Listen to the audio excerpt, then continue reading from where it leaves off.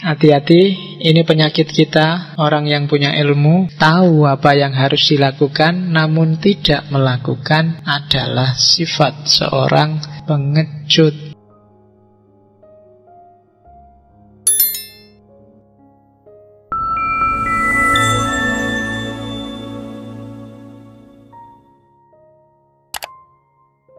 Bismillahirrahmanirrahim.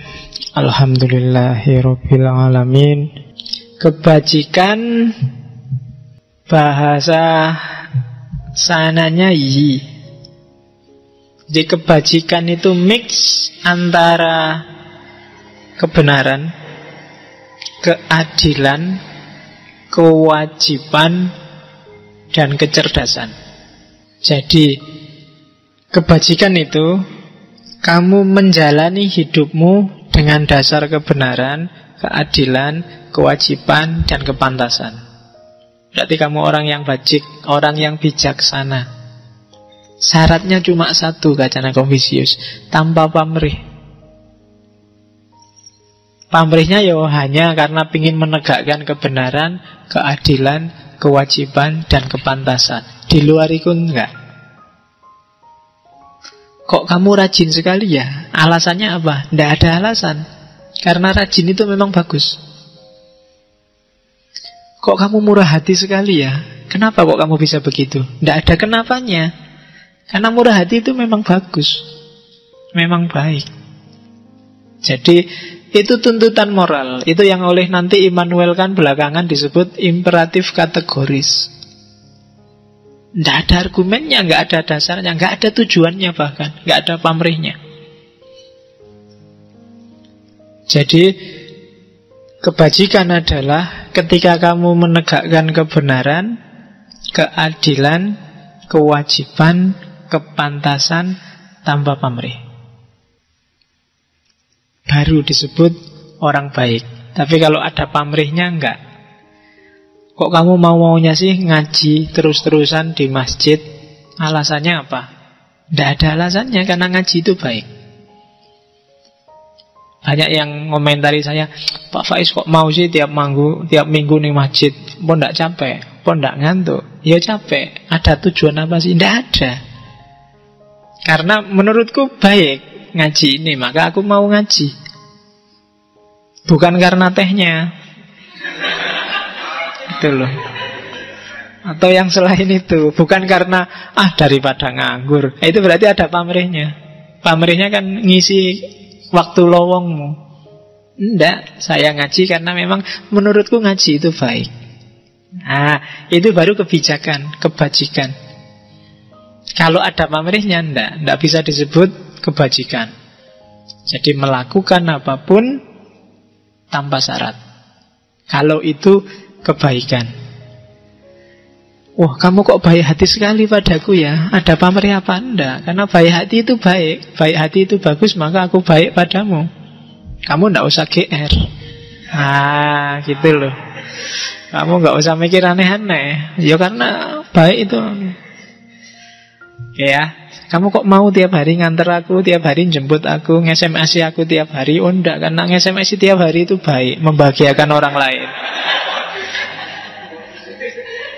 Jadi aku tanpa pamrih. Ya wis, kalau tanpa pamrih aku tak cari yang lainnya. Ya jangan. Oke, enggak jadi berarti. Enggak jadi kebajikan itu, berarti ada pamrihnya. Oke, jadi itu kebajikan menurut Confucius. Jadi yang pertama, bereskan identitasmu, reification of names. Terus yang kedua, jadilah orang bijaksana, jadilah orang baik yang tanpa syarat, tanpa alasan. Yang ketiga, jadilah manusia. Jadi jadilah orang yang bisa hidup seperti orang. Itu Ren, prinsip Ren. Apa sih kewajiban seorang manusia? Hidup seperti manusia. Ini kalau ini tadi yang di atas yi, itu kebajikan individual. Kalau Ren ini sifatnya sosial. Jadi Ren itu hidup berinteraksi dengan orang lain. Rumusnya cuma dua. Ada golden rule, ada silver rule. Golden rule itu perlakukan orang lain sebagaimana kamu ingin dirimu diperlakukan. Kalau silver rule, jangan melakukan pada orang lain apa-apa yang kamu tidak ingin orang lain melakukan pada dirimu. Itu cuma rumus paling dasar interaksi dengan orang lain. Kamu tidak perlu belajar etika sosial. Kamu nggak perlu belajar cara hidup bareng orang lain. Kamu hidup di mana saja pakai rumus itu. Itu golden rule yang jadi landasannya teori-teori tentang HAM, tentang etika. Itu sebenarnya itu. Perlakukan orang lain sebagaimana kamu ingin diperlakukan, dan jangan melakukan orang lain sebagaimana kamu tidak ingin diperlakukan. Kalau kamu senang orang lain jujur padamu, ya kamu jujurlah padanya. Kalau kamu nggak suka dibohongi, ya kamu jangan bohong. Dah, itu prinsip dasar. Jadilah manusiawi di Ren dengan berpatokan pada dua rule itu, dua aturan itu. Jadi prinsipnya cuma itu sudah. Kamu akan jadi manusia. Cuma meskipun secara individu harus ikhlas, tadi berbuat baik pada orang lain, ada kalanya kamu jangan mementingkan dirimu sendiri. Kamu juga harus mikir kepentingan orang lain. Misalnya, kalau tadi kan tanpa syarat. Ada orang bilang, kalau orang berbuat baik padamu, kamu juga harus berbuat baik padanya. Kalau orang berbuat jahat padamu, kamu juga balesnya tetap harus baik. Nah, ketika Konfusius ditanya kayak gini, jawabannya nggak kayak gitu. Itu tak tulis di situ. Jadi ada muridnya tanya, guru, kalau orang baik tak balas baik, kalau orang jahat apa tak balas baik juga? Jawabannya Konfusius, loh kalau gitu yang baik dibalas apa? Kalau yang jahat dibalas baik, yang baik harusnya dibalas sangat baik, apa gitu? Katanya Konfusius, enggak gitu. Kalau yang jahat, yang baik, balaslah dengan baik. Kalau orang jahat, balaslah dengan adil. Jadi kejahatan itu balasannya bukan kebaikan, tapi keadilan. Kalau enggak kayak gitu, masyarakat rusak. Dari sisi kamu secara individu mungkin yang dijahati no problem, tapi dia yang jahat tidak akan ada perbaikan. Ya boleh kamu bilang yang baik tak balas baik, yang jelek juga tak balas baik karena hatiku baik. Ya kamu baik, kamu mau baik sendirian kan nggak mungkin. Orang lain juga harus kamu bikin baik dong. Jadi balasannya harus keadilan. Ingatkan. Atau ada sistem yang hukum, ya hukumnya harus dijalankan dalam rangka keadilan. Jadi jangan ditampar pipi kanan, dikasih pipi kiri. Diselingkuhi istri pertama, dikasih istri kedua. Nggak bisa gitu loh. Jadi kalau kayak gitu, dunia akan rusak secara sosial. Secara individual mungkin bagus, tapi secara sosial tidak akan ada ketentraman kalau kayak gitu. Maka yang jahat bukan dibalas jahat, tapi dibalas adil. Itu demi stabilitas sosial. Kita kan sering kayak gitu. Ada orang bilang, kamu diomongin jelek tuh sama temanmu. Biar aja ngomong jelek. Yang penting kalau dia ngomong jelek terus, pahalanya dia dikasih aku, dosaku dikasih ke dia. Kan sering gitu kan prinsipnya. Loh, kalau kayak gini tidak ada perbaikan dong. Kamu berarti nggak sayang sama temenmu dong. Katanya kamu orang baik. Harusnya kamu bikin gimana caranya sejauh kemampuanmu, temenmu yang keliru itu jadi benar, yang jelek jadi bagus. Baru dengan cara gini dunia sosial akan tertib. Lah kalau yang dizolimi cuek terus semua, yang jahat terus, dan dunia nggak akan stabil. Maka kebaikan balaslah dengan kebaikan, kejahatan balaslah dengan keadilan. Ya keadilan itu nanti ada sistemnya sendirilah. Bisa undang-undang, bisa etika. Jadi jangan dibiarin aja, atau dibales dengan yang kebaikan malahan. Nanti orang jahatnya jahat terus, tidak ada perbaikan. Oke, makanya kan Nabi bilangnya unsur ahoka zoliman au madluman. Kalau yang madluman jelas, tapi yang zolim gimana menolongnya? Bukan kok terus dikasih hadiah, tapi yang zolim itu dihindarkan biar dia tidak zolim lagi. Itulah keadilan namanya. Oke, jadi ajaran kedua, Ren. Ajaran ketiga, Li. Li itu peribadatan yang berkembang jadi kesusilaan. Li itu kalau awalnya sebelum Konfusius itu persembahan, korban. Jadi ini ritual yang di semua agama di mana-mana selalu ada persembahan. Yang di Islam terus jadi korban. Kalau di Konfusius, jadi makna dari Li, iya sih dia ritual, cuma ditambahi lagi. Ritual itu sebenarnya nggak sekedar ritual, tapi dia simbol dari kepasrahan dan kepatuhan. Nah, di dunia sosial, kepatuhan ini berarti kepatuhan terhadap moralitas, patuh terhadap norma-norma yang berkembang di masyarakat. Jadi, jadilah kamu orang baik, orang bijaksana, yang manusiawi, yang punya kesopanan. Jadi itu 3 prinsip awal. Li dan Ren itu biasanya jadi satu. Li dan Ren itu yang Li itu yang individual, Li itu ruhnya, Ren itu ekspresi keluarnya. Kayak lahir dan batin. Jadi dirimu adalah manusia yang bermoral, yang diekspresikan keluar secara manusiawi, yang hasilnya nanti orang yang bijaksana. Nah itu nyawanya Konfusianisme. Terus Zi. Kalau Zi artinya kearifan. Kearifan atau kebijaksanaan yang gabungan dari kecerdasan dan kepandaian. Caranya jadi orang bijaksana itu yang di bawah itu pepatah-pepatah dari Konfusius. Jadi kalau kamu melihat orang yang bijaksana, berusahalah menyamainya.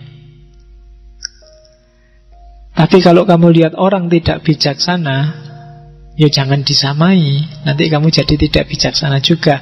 Periksalah dirimu sendiri. Jangan-jangan kamu juga sebenarnya kayak dia, tidak bijaksana. Jadi kalau ada orang bijaksana, kamu dekati dia dan kamu samai kebijaksanaannya. Kalau ditembang itu wong kang soleh kumpulono, biar kamu bisa niru. Jadi pelajaran paling gampang itu niru. Kalau kamu susah, gimana sih Pak jadi orang baik itu? Carilah orang baik dan tirulah. Simple. Nah, kalau gitu kita nggak bisa dapat pelajaran Pak dari orang yang tidak baik. Bisa. Kalau kamu punya teman tidak baik, belajarlah dari dia untuk biar dirimu nggak kayak gitu. Jadi periksalah dirimu. Punya teman satu utangan lagi. Misalnya, aku nggak usah kayak gitulah. Gitu loh. Yang satu, wah temanku yang ini rajin sekali baca buku, harusnya aku kayak dia, tak tirulah. Kalau kamu sudah bisa kayak gini, kamu termasuk juga orang yang bijaksana. Jadi kalau lihat yang jelek-jelek, ndak kesusu marah-marah, ndak kesusu menyesat-nyesatkan. Ah, menurutku yang kayak gitu keliru, aku ndak akan kayak gitu deh. Nah, itu orang bijaksana. Wah, itu luar biasa bagus. Gimana ya caranya aku bisa kayak gitu? Nah, itu kebijaksanaan. Terus yang kedua, orang bijaksana itu bila kamu melakukan kesalahan, jangan takut untuk memperbaiki. Jangan gengsi. Ndak sekedar minta maaf loh ya. Ndak sekedar ngaku salah, tapi apa? Diperbaiki. Itu baru orang yang bijaksana. Ndak ada gunanya kamu bolak-balik salah minta maaf, salah minta maaf. Lama-lama orang ndak percaya. Mesti keliru lagi, mesti salah lagi, mesti minta maaf lagi. Ndak, orang bijaksana itu kalau keliru, kalau salah, dia berusaha memperbaiki. Itu orang bijaksana. Ciri selanjutnya, ciri yang ketiga, orang bijaksana itu kalau tahu, yo gayanya kayak orang yang tahu. Kalau tidak tahu, gayanya seperti orang yang tidak tahu. Nah, sekarang kan banyak kebolak-balik. Yang pinter karena khawatir diganggu, ditanyai macam-macam, direpoti, pura-pura nggak ngerti aja deh. Sementara yang nggak tahu, guayane kayak tahu-tahu. Oh. Tenang aja, urusan sama aku beres, ngerti-ngerti, tenang aja. Nah, itu dia nggak tahu kalau dia nggak tahu. Itu sumber kekacauan sudah. Di Indonesia hari ini coba dilihat komentator-komentator yang diwawancara di TV itu kan pernah nggak ada yang diwawancara di TV? Menurut Bapak gimana problem ini? Ada nggak yang bilang, wah, mohon maaf ya, saya nggak tahu itu, ilmuku terbatas ya kan? Nggak ada kan yang kayak gitu. Mesti semua berusaha untuk, wah, pengen jawab, pengen komentar. Itu yang bikin rusak. Karena yang nggak tahu, nggak gaya kayak nggak tahu.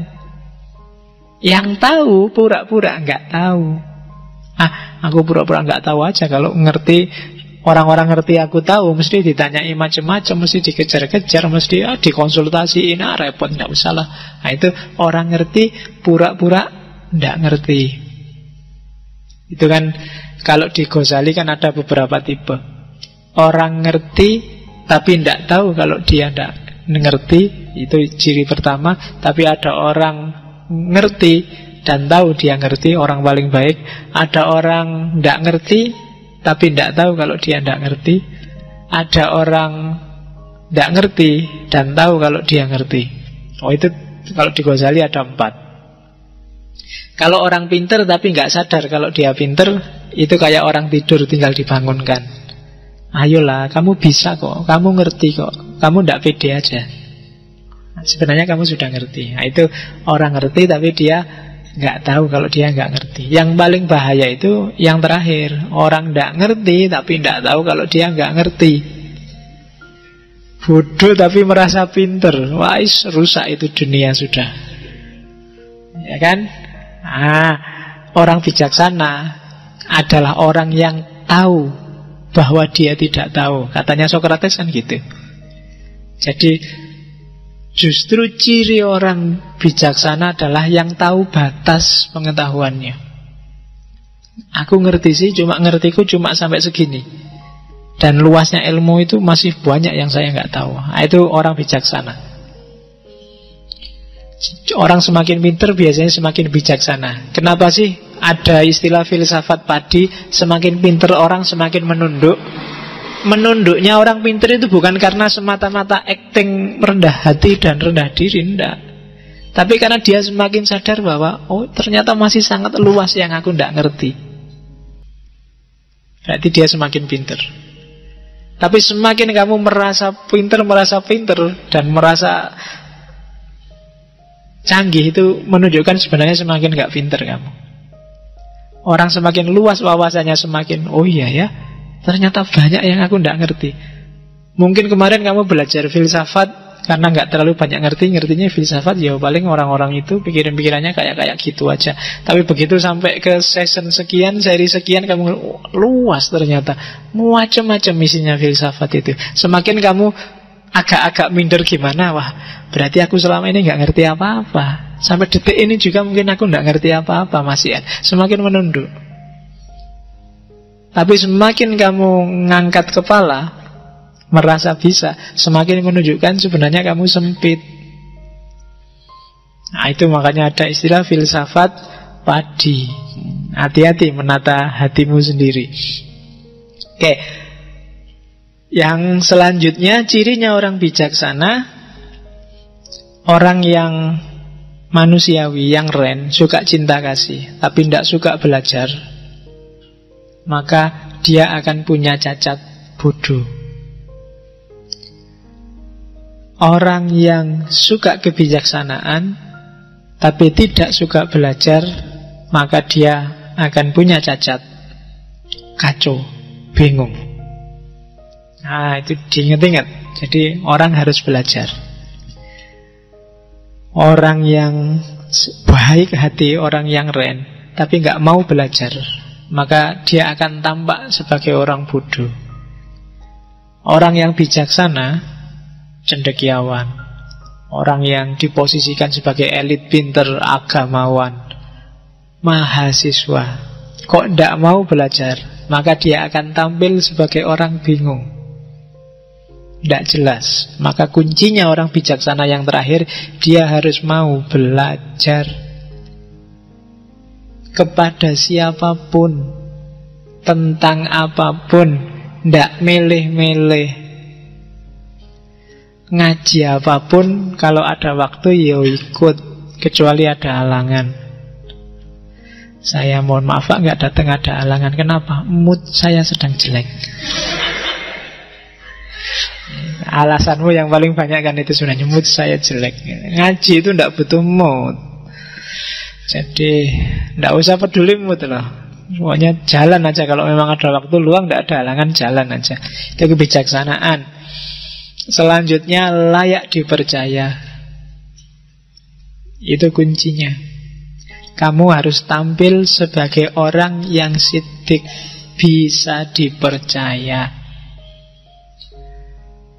Kalau enggak, apalagi tidak ada orang yang bisa dipercaya di tengah masyarakat, masyarakat akan rusak. Konfusius pernah ditanya, syaratnya negara jaya itu apa?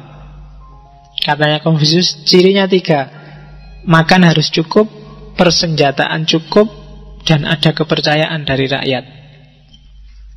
Terus ada yang tanya lagi, dari 3 itu kalau ada satu yang dikurangi apa?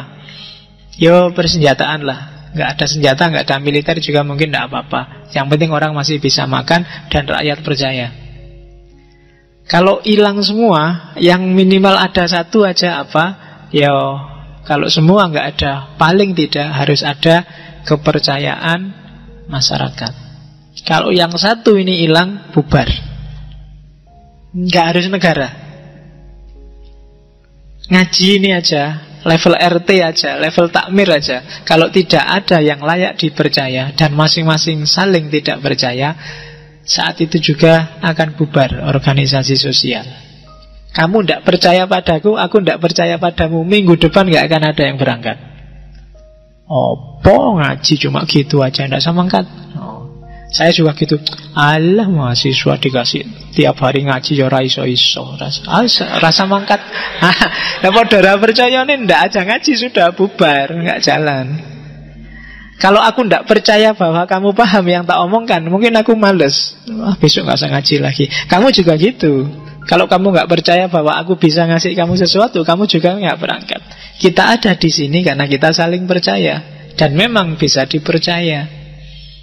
Itu fondasinya masyarakat. Kalau kamu sudah tidak percaya sama presiden dan presiden juga tidak percaya sama kamu, tinggal nunggu waktu. Cepet. Jadi gampang. Untuk membubarkan dunia sosial itu tinggal dibubarkan saling percaya. Jangankan yang besar-besar. Kamu sama pacarmu aja, kalau nggak saling percaya, besok pagi bubar. Ayo tadi malam sama siapa? Ya, mesti gitu kan, nggak percaya. Tidur mas, Anda nggak percaya aku tidur. Buktinya Facebooknya kok nyala terus misalnya. Chattingan sama siapa tadi malam, kan mesti gitu. Kenapa nggak saling percaya?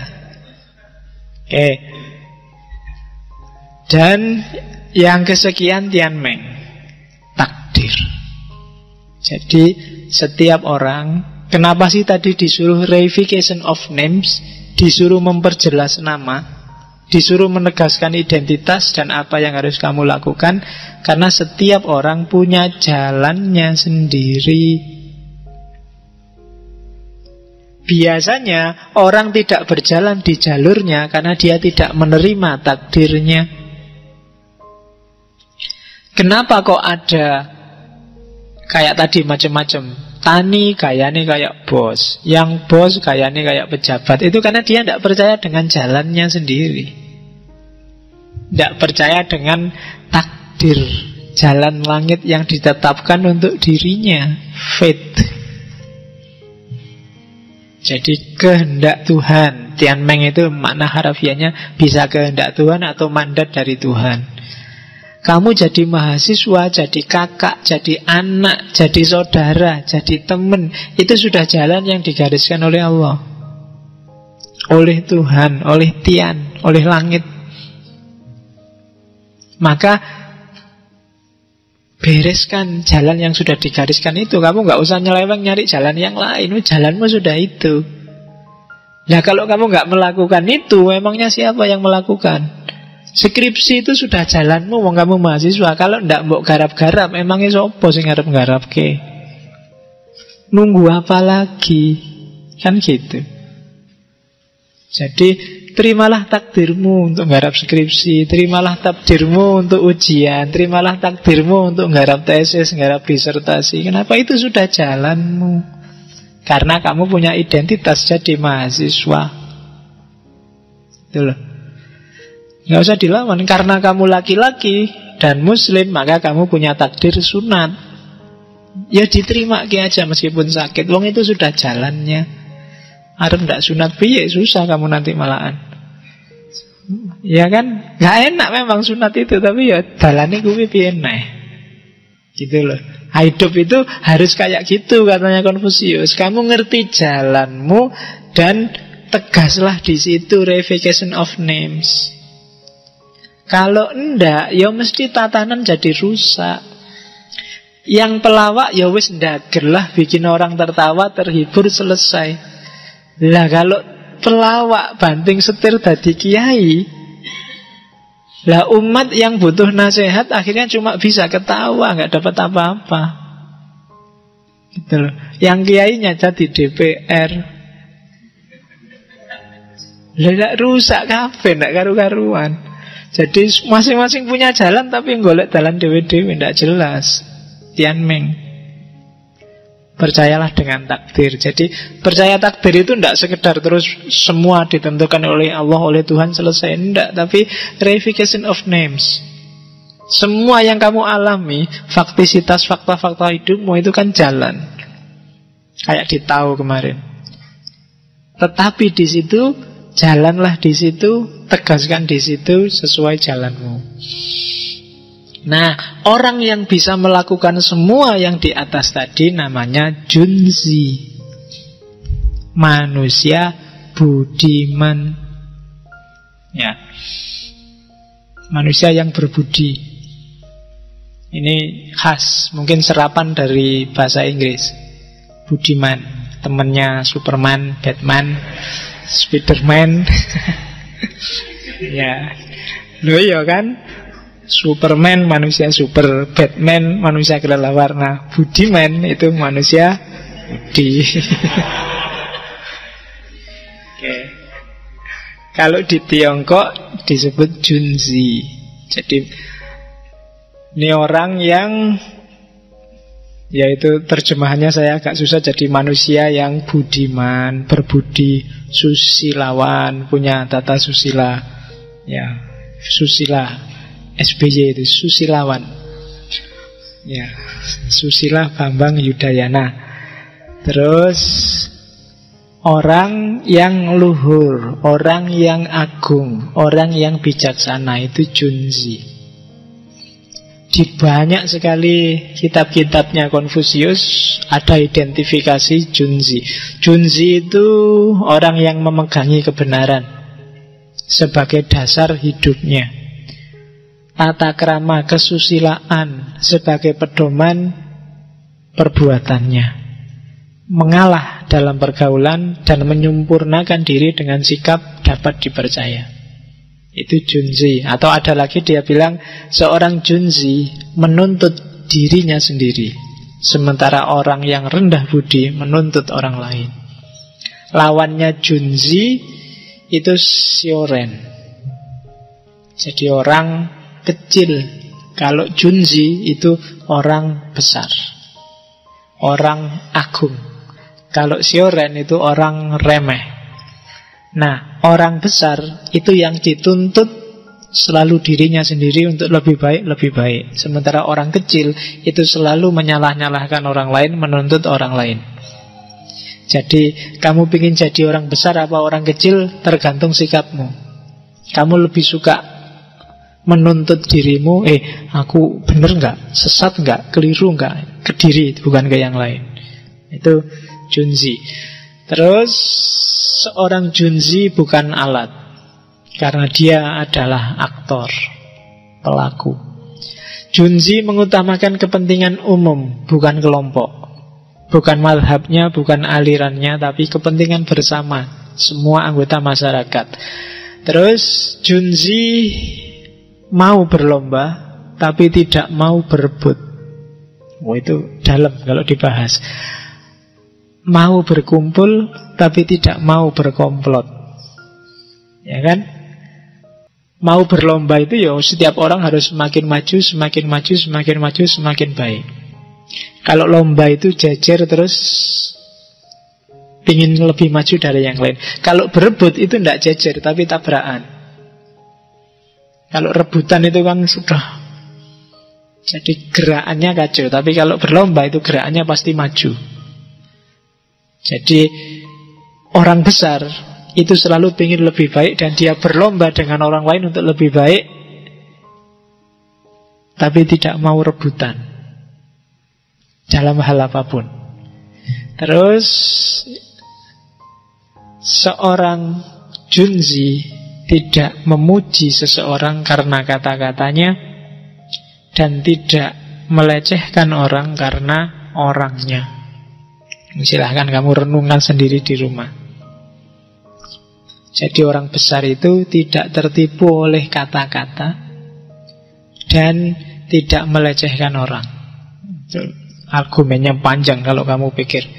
Silahkan kalau kamu orang besar akan bisa memahami ini. Nah, tadi itu kalau nanti di Konghucu lahirlah 5 norma kesopanan. Dasarnya yang ajaran-ajaran di atas itu melahirkan 5 norma kesopanan yang bentuk kesopanannya adalah respect atau xiao. Raja dengan menterinya, atasan dengan bawahannya, ayah dengan anaknya, dan seterusnya.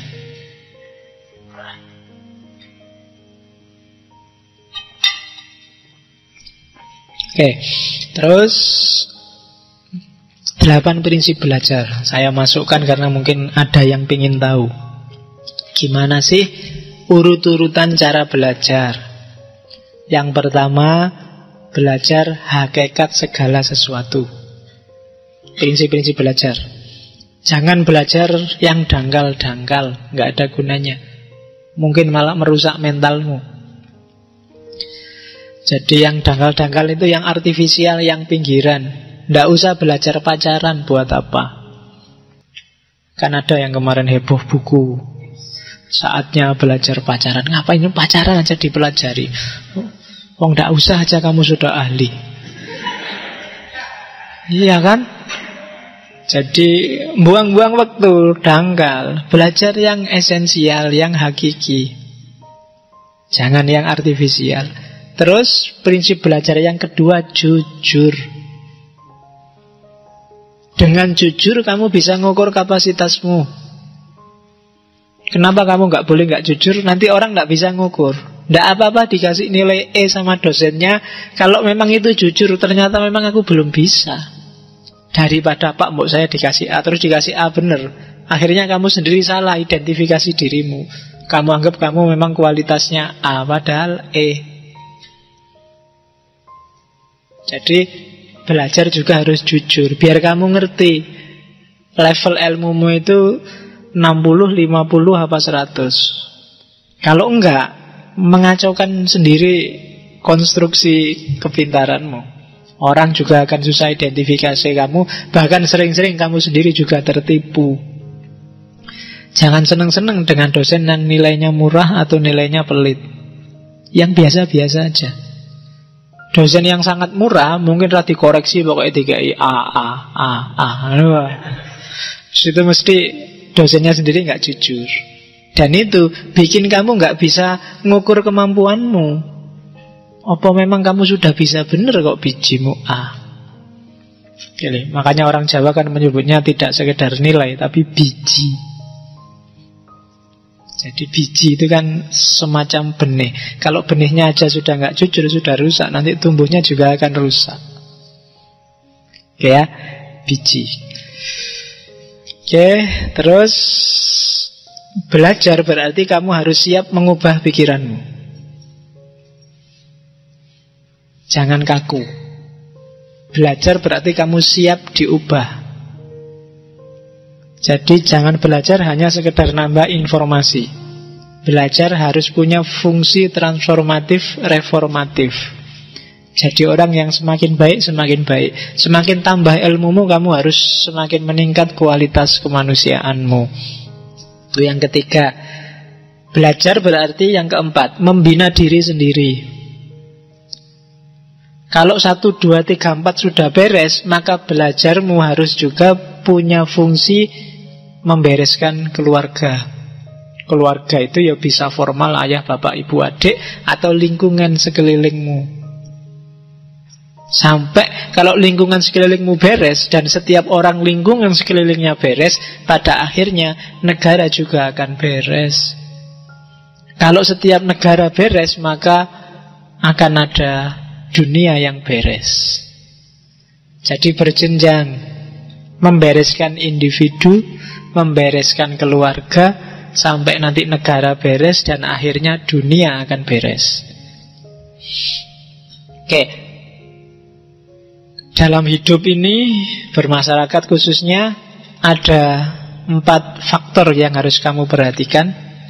Yang pertama kelakuanmu, yang kedua ucapanmu, yang ketiga baru kehidupan sosial politik, harus kamu perhatikan beres tidaknya.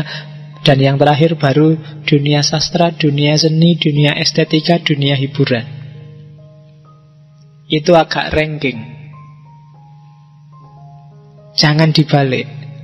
Jangan nyari hiburan terus tapi melupakan kelakuanmu. Itu agak ranking. Tidak mungkin pemerintah beres kalau kelakuan dan omonganmu rusak. Tidak mungkin kamu bisa menikmati hiburan dengan nyaman kalau pemerintahannya kacau. Maka itu ranking. Itu prioritas kehidupan di tengah masyarakat.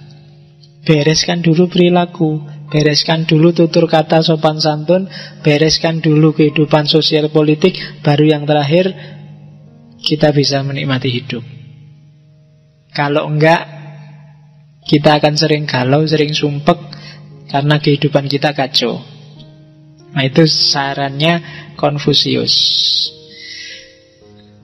Dan Konfusius punya 8 sifat mulia. Nanti silahkan kamu baca sendiri. Ada Hao, Ti, Tiong, Sin, Li, Ji, Liam, Ti. Nah, jadi ini kalau di Islam namanya Akhlakul Karimah. Silahkan dipelajari.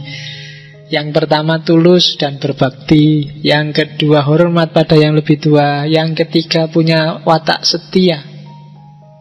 Yang keempat bisa dipercaya dan menepati janji.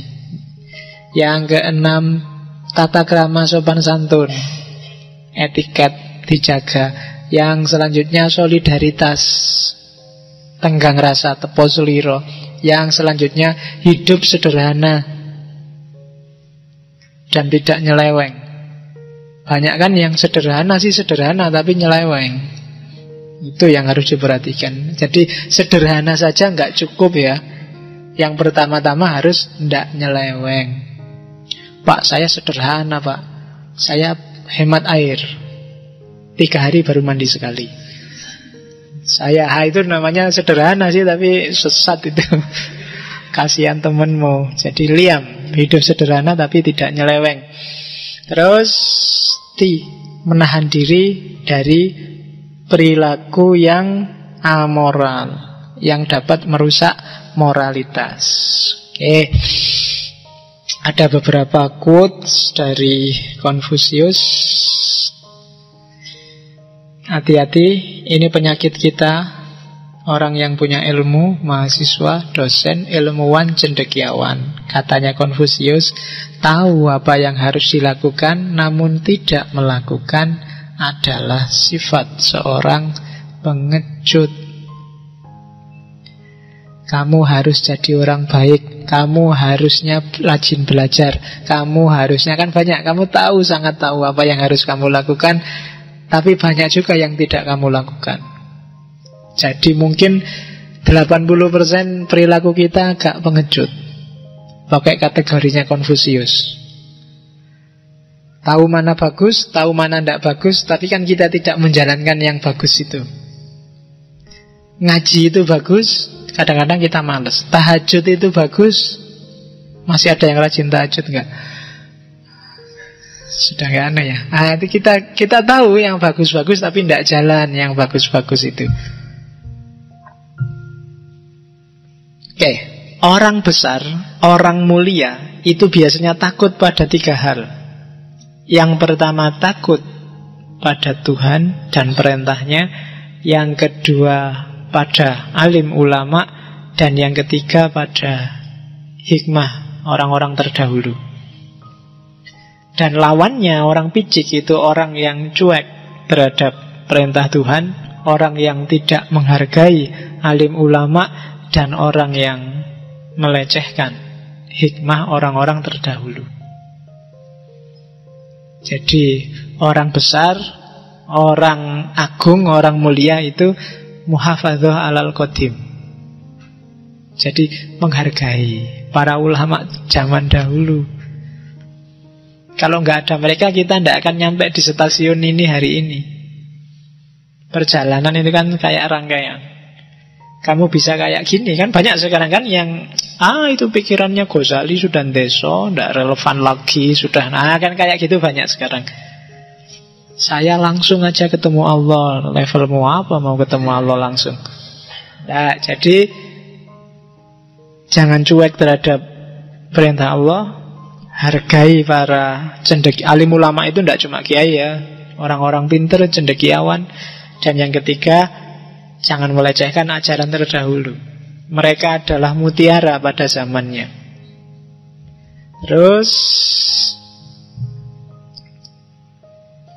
ini prinsip juga, manusialah yang bikin sistem, bukan sistem yang bikin manusia. Manusialah yang bikin sistem bagus, bukan sistem bagus yang bikin manusia. Seperti saya bilang tadi bahwa tidak ada gunanya undang-undang konstitusi bagus kalau orangnya rusak, karena kuncinya ada di manusianya. Kemenangan sejati bukan karena kamu tidak pernah kalah, tidak pernah gagal, tapi karena kamu sanggup bangkit lagi setiap kali kamu jatuh. Itu Confucius. Tidak perlu tak jelaskan karena di Facebook kamu sering ngomong kayak gini. Ya, meskipun kamu mungkin nggak tahu sumbernya itu Confucius. Ini yang sering kamu lakukan. Katanya Confucius, kamu tidak boleh buka buku tanpa belajar sesuatu. Kita masih sering kan moco sampai ngantuk, sampai tidur, terus tidak dapat apa-apa. Harusnya setiap kali buka buku, bahkan buka Quran untuk ngaji, kita dapat sesuatu. Tidak cuma dapat capeknya. Paling tidak ya mungkin kamu ingat-ingat, atau syukur-syukur kamu catatlah, di buku ini aku dapat ini, di buku ini halaman sekian aku dapat ini. Ada sesuatu, tegaskan itu. Biar kamu tidak melakukan kesia-siaan. Buat apa buku di rakmu jajar-jajar kalau dibuka aja nggak pernah. Tapi buat apa juga dibuka kalau kamu nggak dapat apa-apa. Jadi kasih aja ke orang lain yang bisa lebih memanfaatkan itu. Lawang gitu itu lo bukunya dipinjam temanmu, nggak balik kamu masih marah-marah. Oh, nggak pernah kamu buka. Mungkin temanmu lebih bisa memanfaatkan. Jadi buka bukumu, tutup botol. Buka bukumu, tutupin botolmu. Terus ya kok tiba-tiba ingat lagu tutupan botolmu itu. Ya wis ndak apa-apa, disambung lagu itu. Jadi bukalah bukumu dan tutupan botolmu, tapi dapat sesuatu. Nah, tidak, ini karena dia prinsipnya orang harus bisa dipercaya. Tidak percaya teman sendiri itu lebih memalukan daripada ditipu oleh teman. Itu mending kamu ditipu temanmu daripada kamu tidak percaya sama temanmu. Wah, itu prinsip. Jadi kalau mungkin kamu sedang uangmu habis, pingin utang ke temanmu, kamu tinggal bilang katanya Konfusius. Jadi kalau yang diutangi bilang kamu bisa bayar toh, lah percaya saja padaku lah, aku kan temanmu. Katanya Konfusius, tidak percaya teman itu lebih memalukan daripada ditipu oleh teman. Jadi kamu tak tipu ndak apa-apa, asal kamu tetap percaya padaku. Oke, itu Konfusius. Terakhir, ya. Hidup itu sebenarnya sederhana. Kita aja yang sering bikin rumit. Oh, itu panjang itu sudah. Tinggal kamu cari sendiri jerentrehannya kata-katanya Konfusius itu. Hidup itu sebenarnya simple, gampang. Rumusnya sudah jelas. Cuma kita aja yang sering bikin jelimet, bikin ruwet. Oke, saya akhiri sekian. Wallahul muwaffiq, wallahu a'lam bissawab. Wassalamualaikum warahmatullahi wabarakatuh.